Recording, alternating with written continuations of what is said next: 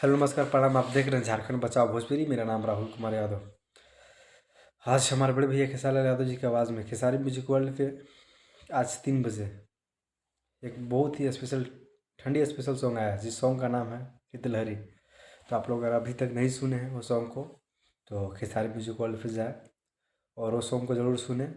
और ये सॉन्ग को जो लिखे हैं कृष्णा विद्यार्थी जी नहीं, ये सॉन्ग को लिखे हैं हमारे अखिलेश कश्यप बाबा और म्यूजिक दिए आर्या शर्मा।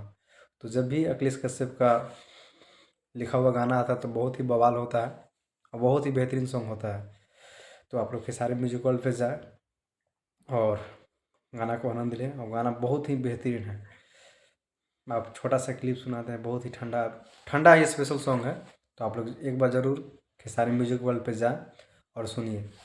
और ये गाना ठंडा स्पेशल सॉन्ग है, तो प्लीज़ खेसारी म्यूजिक वर्ल्ड पे जाएं और सुनिए।